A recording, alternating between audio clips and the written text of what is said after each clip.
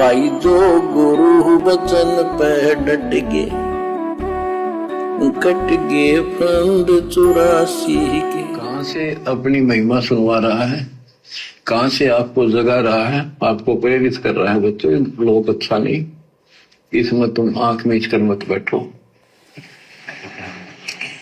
इब्राहिम सुल्तान अदम मस्ती में था, बहुत साथ वो बड़े ठाठ बाट थे, धनी राजा था। एक 9 लखा बाग बनवा रखा था, उसमें सोया करता दिन में, कोई दिक्कत नहीं थी उसको, वो सुख मान रहा था। कबीर साहब कहते हैं झूठे सुख को सुख है ये मान रहा मनमोद, ये सकल चबीना काल का, कुछ मुख में कुछ बोध।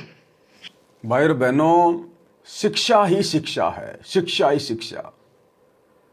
बहुत सारे भगत भाई बहन जिनके पास में 2 पैसे हैं, अच्छी नौकरी है, बढ़िया काम धंधा है, शानदार मकान बना लेंगे, टाइल मार्बल चिप्स लगा लेंगे।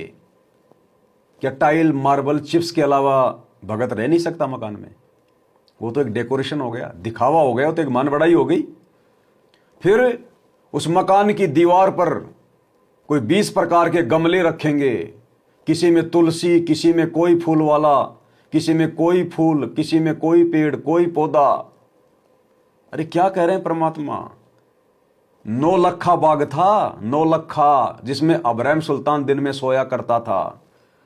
9 लखा बाग जिसकी लंबाई चौड़ाई 5-10 किलोमीटर में होती थी, और जिसमें 9 लाख प्रकार के पेड़ होते थे, अलग अलग पेड़ पौधे, 9 लाख प्रकार के। उस इब्राहिम सुल्तान को 9 लखा बाग भी अच्छा नहीं लगा, उसको भी ठोकर मार दी, उसमें भी उसको आनंद नहीं आया। और हम अपने घर की दीवार पर 20 गमले रख के 4-5 प्रकार के फूलों के पौधे लगा के क्या आनंद ले लेंगे? क्यों लगा रहे हैं फालतू में? क्या उनके आम लगेंगे? क्या उनके सब्जियां लगेंगी? केवल एक दिखावा, तुम्हारा समय बर्बाद। वो स्वतंत्र कर्म है। और कभी कोई गमला किसी बच्चे के ऊपर हवा से गिर गया तो फिर किसको दोष दोगे? स्वतंत्र कर्म था, खुद भोगो। क्यों अपना समय बर्बाद करें उनके अंदर वो डाल डाल के पानी रोजाना, कभी खाद, कभी उसमें कीड़ा लग गया, फिर हमारे को मानसिक टेंशन। तो ये भक्ति मार्ग में बकवादे हैं। शिक्षा लो, सत्संग शिक्षा के लिए दिए जाते हैं। इब्राहिम सुल्तान को तो 9 लखे बाग में भी आनंद नहीं आया, और तुम 20 प्रकार के गमले लगा के आनंद ले लोगे। आनंद लो भक्ति का।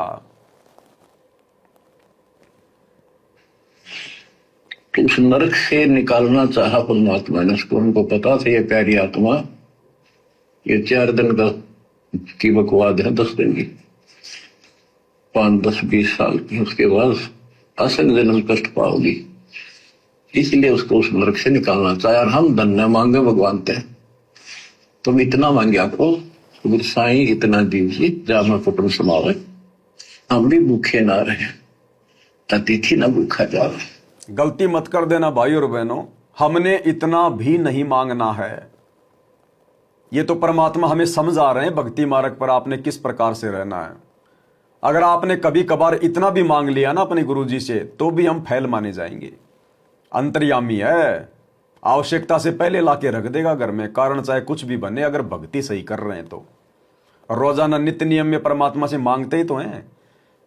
अथर्व लक्षणा ग्रंथ नित्य नियम में गरीब उत्तम कुल करदार दो, 12 भूषण संग, रूप दरवे दो दया करो, ज्ञान भजन सत्संग, शील संतोष विवेक दो, दया अक्षमा इकतार, भाव भक्ति वैराग्य दो, नाम निरालम सार, योग युक्ति स्वास्थ्य जगदीश दो, सूक्ष्म ध्यान दयाल, अकल अकीन।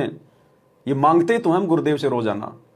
अगर ढंग से भक्ति करेंगे, नित्य नियम करेंगे, तो परमात्मा हमें किस चीज के भरोसे रहने देगा? और मांग कर तुम और परमात्मा से मांग कर तुम क्या मांग लोगे? क्या मांग सकते हो? एक मकान मांग लोगे, एक गाड़ी मांग लोगे, 2 प्लाट मांग लोगे, बस। अरे हमें तो वो वस्तु चाहिए जो परमात्मा हमारी भक्ति से खुश होकर हमें दे। हमें वो वस्तु चाहिए, वो वस्तु हमें आनंद देगी, हमें सुख देगी। और अपनी तरफ से की गई डिमांड भगत को कभी शांति नहीं दे सकती, कभी भी।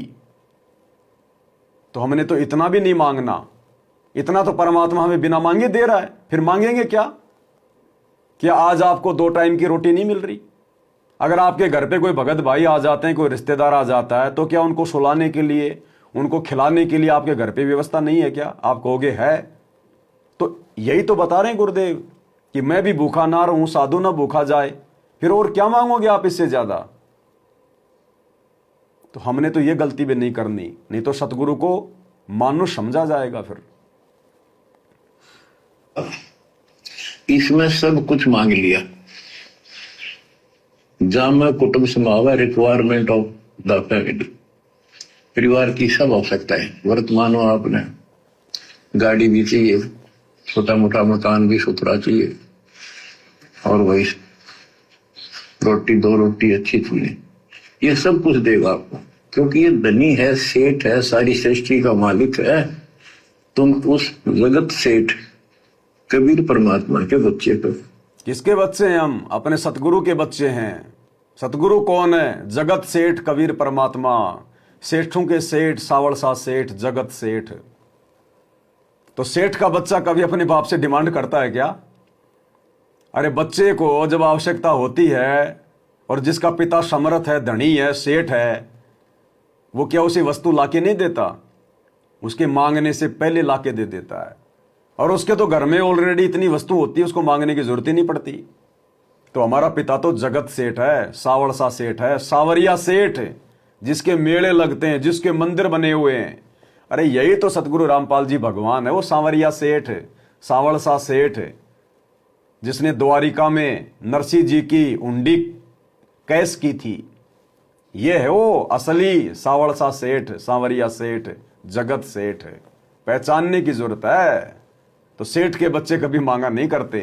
सेठ के घर में तो सब कुछ होता है। यानी जिस भगत को भक्ति मिल गई, उसको सब कुछ मिल गया, सबसे बड़ा धन मिल गया दुनिया को। उससे ज्यादा फिर और क्या मांगेंगे हम? इस भक्ति से बढ़ के मांगने के लिए संसार में कुछ है नहीं। अगर कोई दुर्लभ धन, कोई दुर्लभ वस्तु दुनिया में है तो सत भक्ति, और वो हमें गुरुदेव ने बिना मांगे दे दी। अब और क्या मांगेंगे फिर हम?